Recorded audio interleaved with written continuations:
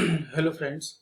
In our previous video, I was just talking about the concept of 8259 programmable interrupt controller operating modes. Okay, so out of these modes, I have discussed the first one, that is fully nested mode. So we will start with the second one, that is special fully nested mode. So in special fully nested mode are basically used when we are using cascaded version. What do you mean by cascaded version? जब हम लोग master और slave device का use करते हैं तब हम लोग स्पेशल फुली नेस्टेड मोड का यूज करते हैं. अब चूंकि इसका स्पेशल फुली नेस्टेड मोड क्यों कहते हैं, क्योंकि यहाँ पर जब जब लॉजिक हमारा बहुत ज्यादा लेंदी हो जाता है, जब हम लोग स्लेव डिवाइसेस का यूज करते हैं तो हर एक स्लेव डिवाइस के पास टोटल 8 रिक्वेस्ट पिन्स अवेलेबल होती हैं. तो सपोज दैट अगर हम स्लेव जीरो की बात कर रहे हैं, अगर स्लेव जीरो में total 8 interrupt request line available है तो उसकी priority suppose that IR0 to IR7 है. IR0 की सबसे ज्यादा प्रायोरिटी और IR7 की सबसे लोएस्ट प्रायोरिटी है. तो सपोज दैट अगर IR0 के थ्रू कोई रिक्वेस्ट भेजी गई मास्टर डिवाइस के पास में, तो मास्टर डिवाइस इस स्लेव डिवाइस को अभी ब्लॉक नहीं कर देगा. वो वेट करेगा कि क्या और दूसरी किसी इंटरप्ट रिक्वेस्ट लाइन से क्या इंटरप्ट कोई आ रहा है, मतलब वो इसे इनेबल कंडीशन पर रखता है. जबकि फुली नेस्टेड मोड में क्या होता है कि एक बार अगर स्लेव डिवाइस ने रिक्वेस्ट कर दिया तो उसके बाद जो मास्टर डिवाइस होती है वो स्लेव डिवाइस को ब्लॉक कर देती है. तो ये डिफरेंस होता है फुली नेस्टेड मोड में और स्पेशल फुली नेस्टेड मोड में. एंड ऑफ इंटरप्ट, ये मैंने आप लोगों को फुली नेस्टेड मोड में बता ही दिया था. एंड ऑफ इंटरप्ट का यूज क्या होता है कि सबसे पहले इंटरप्ट रिक्वेस्ट पिन पे जो पेरिफेरल डिवाइसेस होती हैं वो रिक्वेस्ट करती हैं. उसके बाद जो जो जो लॉजिक होता है, कंट्रोल लॉजिक, वो बेसिकली INT सिग्नल सेंड करता है माइक्रो प्रोसेसर के पास. Microprocessor INTR complement signal send करता है. जैसे INTR कॉम्प्लीमेंट सिग्नल आता है तो फिर जो 8259 है वो वेक्टर्ड एड्रेस के लिए डिमांड करता है. फिर वो वेक्टर एड्रेस डेटा बस में जाता है और डेटा बस के थ्रू माइक्रो प्रोसेसर उसे एक्सेस करता है. एक्सेस करने के बाद करस्पॉन्डिंग इंटरप्ट सर्विस रूटीन पर वो जंप कर लेता है और जैसे ही वो इंटरप्ट सर्विस रूटीन टर्मिनेट होती है तो end of interrupt signal generate होता है. Okay, automatic end of interrupt क्या होता है? ऑटोमेटिक एंड ऑफ इंटरप्ट में बेसिकली जब जैसे सपोज दैट अगर हम एड्रेस की 3 वर्ड इंस्ट्रक्शन फॉर्मेट हम लोग यूज कर रहे हैं, 3 एड्रेस इंस्ट्रक्शन फॉर्मेट, और वहां पर सपोज दैट कॉल इंस्ट्रक्शन का यूज किया, तो जैसे ही INTA सिग्नल आया उसके बाद वो क्या करेगा, OP कोड सेंड करेगा. फिर नेक्स्ट INTA सिग्नल आया तो लिस्ट बाइट को वो सेंड करेगा. फिर नेक्स्ट पर वो क्या करेगा, हायर ऑर्डर बाइट्स की इंफॉर्मेशन को वो सेंड करता है. तो इस तरह से 3 टाइम्स हमें INTA कॉम्प्लीमेंट सिग्नल को रन कराना होता है. लेकिन suppose that in between the process, अगर सपोज दैट IR3 की रिक्वेस्ट आई तो ये सारी चीजें प्रोसेस हुई, और in between the process IR0 जो इनपुट सिग्नल है इंटरप्ट रजिस्टर का, उसमें रिक्वेस्ट आ गई. तो हमें पता है IR0 की जो रिक्वेस्ट है उसकी प्रायोरिटी ज्यादा है IR3 के कंपैरिजन से. तो अब माइक्रो प्रोसेसर क्या करेगा कि ये जो IR3 अभी वो एग्जीक्यूट करा रहा था, इंटरप्ट को हैंडल कर रहा था, उसकी सर्विस रूटीन पर वो जंप कर दिया था. तो अभी जंप उसने परफॉर्म नहीं किया है. जंप वो तब परफॉर्म करेगा जब उसको कंप्लीट एड्रेस मिल जाएगा. तो during the last INTA compliment अगर कोई रिक्वेस्ट आती है हायर प्रायोरिटी की, तो वो क्या करता है कि इस करंट प्रोसेस को वो सस्पेंड कर देता है, टर्मिनेट कर देता है, करंट रिक्वेस्ट को वो डिसेबल कर देता है, और जो हायर प्रायोरिटी की रिक्वेस्ट आई है उस प्रायोरिटी की रिक्वेस्ट को वो के साथ प्रोसेस करना स्टार्ट कर देता है. तो automatic end of interrupt signal generate होता है जब इस टाइप की कोई सिचुएशन आती है.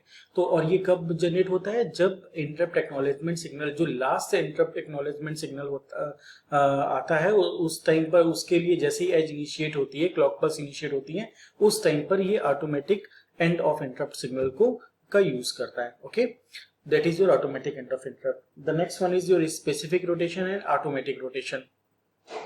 So first of all we will cover up automatic rotation. in automatic rotation what's going on, actually let's suppose that अगर हमारे पास सेम प्रायोरिटी की रिक्वेस्ट आ रही है, तो जब सेम प्रायोरिटी की रिक्वेस्ट हमारे पास अवेलेबल है तो हम बेसिकली क्या करते हैं कि जैसे सपोज दैट सेम प्रायोरिटी की रिक्वेस्ट हमने एलोकेट कराई, तो अगर करेंटली जो डिवाइस रिक्वेस्ट कर रही है वो रिक्वेस्ट सपोज दैट उसने IR5 पिन के पास उसने रिक्वेस्ट किया, तो अब IR5 जब उसकी रिक्वेस्ट प्रोसेस में हो जाएगी, उसे का एग्जीक्यूशन हो जाएगा, उसके बाद इसकी प्रायोरिटी सबसे लोएस्ट हो जाएगी। ओके, अगर उसकी हाईएस्ट प्रायोरिटी थी तो अब उसकी प्रायोरिटी क्या हो जाएगी, इसकी प्रायोरिटी लोएस्ट हो जाएगी। और लोएस्ट होने के बाद इसके बाद वाले जो रिक्वेस्ट पिन है उसकी प्रायोरिटी जस्ट उसके बाद वाली पिन की प्रायोरिटी क्या होगी, वो हाईएस्ट हो जाएगी। It's clear to all. जैसे IR0 टू IR7 है, सपोज दैट IR7 पे जो रिक्वेस्ट थी वो रिक्वेस्ट आई और रिक्वेस्ट वो हमारी प्रोसेस हो गई। प्रोसेस होने के बाद इस पर्टिकुलर पिन की जो प्रायोरिटी है वो सबको सबसे लोएस्ट कर देंगे, ठीक है, और फिर नेक्स्ट डिवाइस वहां पर एग्जीक्यूट होना स्टार्ट अपनी इंटरप्ट रिक्वेस्ट को प्रोवाइड करेगा। तो ये होता है हमारा ऑटोमेटिक रोटेशन। स्पेसिफिक रोटेशन में क्या होता है कि यहाँ पर हम लोग एक जैसे IR0 टू IR7 है, हम यहाँ पर एक बॉटम प्रायोरिटी असाइन कर देते हैं। लेट्स सपोज IR5 को हमने बॉटम प्रायोरिटी असाइन कर दी। जैसे ही हमने IR5 को बॉटम प्रायोरिटी असाइन किया तो सबसे पहले सपोज प्रायोरिटी सबसे ज्यादा है IR0 की, फिर IR1 की, फिर IR2 की, फिर IR3 की, फिर IR4 की और फिर IR5 की। जैसे ही IR5 में जो रिक्वेस्ट आई वो हैंडल हुई, उसके बाद जो नेक्स्ट IR6 है अब उसकी प्रायोरिटी हाईएस्ट हो जाएगी। ओके, तो यहाँ पर हम स्पेसिफिक रोटेशन क्यों कहते हैं, क्योंकि यहाँ पर हम लोग स्पेसिफिक बॉटम लाइन सेलेक्ट करते हैं और उसके बाद की जो रिक्वेस्ट पिन होती है उसकी प्रायोरिटी हाईएस्ट हो जाती है, तो इसलिए इसे हम लोग स्पेसिफिक रोटेशन कहते हैं। The next one is the interrupt mask. As I told you that कि जब हम लोग 8259 ब्लॉक डायग्राम का यूज करते हैं तो यहाँ पर हमने एक इंटरप्ट मास्क रजिस्टर का यूज किया था, जिसके थ्रू हम लोग पर्टिकुलर जो रिक्वेस्ट लाइन होती है उसको इनेबल या उसको हम लोग मास्क या अनमास्क करते हैं। ओके, तो यहाँ पर जब हम लोग मास्किंग या अनमास्किंग परफॉर्म करते हैं तो इस टाइप के मोड को हम लोग इंटरप्ट मास्क मोड कहते हैं, ठीक है। स्पेशल मास्क मोड में क्या होता है, कभी कभी जो इंटरप्ट सर्विस रूटीन होती है, जैसे माइक्रो प्रोसेसर जब इंटरप्ट सर्विस रूटीन को एग्जीक्यूट कर रहे हैं तो वो इंटरप्ट सर्विस रूटीन अलग अलग प्रायोरिटी की रिक्वेस्ट को एक्सेप्ट करती हैं। सपोज दैट कुछ पोर्शन लोएस्ट प्रायोरिटी को इनेबल करता है, कुछ पर्टिकुलर इंटरप्ट सर्विस रूटीन का जो पोर्शन है वो अनदर प्रायोरिटी को वो इनेबल करेगा। तो इस पर्टिकुलर टाइम पर जो करेस्पॉन्डिंग इन सर्विस रजिस्टर है उसकी वैल्यू को सेट या रिसेट करना बहुत ही टिपिकल हो जाता है, तो उसके लिए हम लोग एक स्पेशल मोड का यूज करते हैं। So that's why it is generally known as special mask mode. Okay, special mode में क्या होता है, यहाँ पर स्पेशल टाइप की मास्किंग परफॉर्म किया जाता है according to the requirement. Next one is polling. Polling में क्या होता है कि जैसे सपोज दैट किसी पेरिफेरल डिवाइसेस ने रिक्वेस्ट किया, तो रिक्वेस्ट आने पर ही कंट्रोल लॉजिक क्या करता है कि INT सिग्नल सेंड करता है माइक्रो प्रोसेसर के पास। लेकिन जब पोलिंग मोड का यूज होता है तो ये INT सिग्नल जो होता है ये डिसेबल हो जाता है, मतलब ये INT सिग्नल INTR के साथ कनेक्टेड होता ही नहीं है माइक्रो प्रोसेसर के पास में। तो अब जब INTR सिग्नल ही नहीं गया तो INT एक कॉम्प्लीमेंट एक्नॉलेजमेंट सिग्नल भी माइक्रो प्रोसेसर सेंड नहीं करेगा।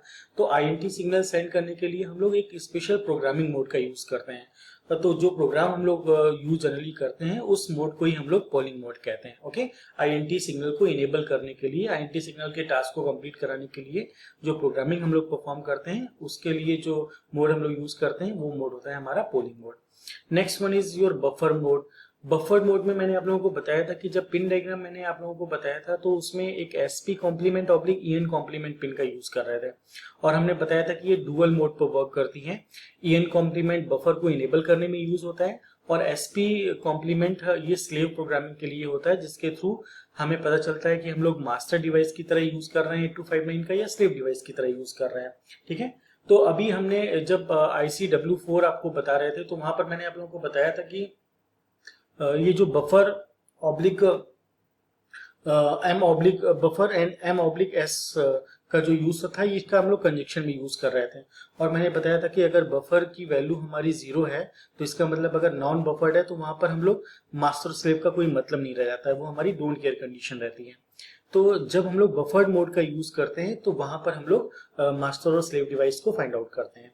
तो बफर को इनेबल करने के लिए हम लोग en कॉम्प्लीमेंट का यूज करते हैं और उसके बाद फिर हम लोग सर्च करते हैं कि अगर ये बफर्ड मोड में वर्क कर रहा है तो 8259 मास्टर डिवाइस की तरह यूज हो रहा है या स्लेव डिवाइस की तरह यूज हो रहा है।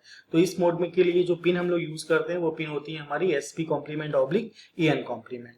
Okay, edge and level triggering mode.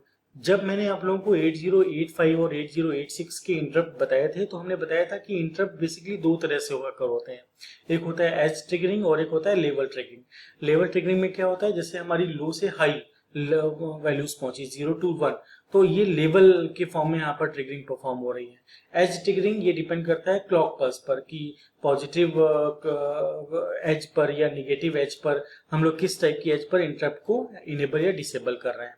तो जब हम लोग एज ट्रिगरिंग या लेवल ट्रिगरिंग का यूज करते हैं तो उसके अकॉर्डिंग हम लोग 8259 को एक डिफरेंट मोड में डिवाइड करते हैं और उसे हम लोग एस या लेवल ट्रिगरिंग मोड कहते हैं।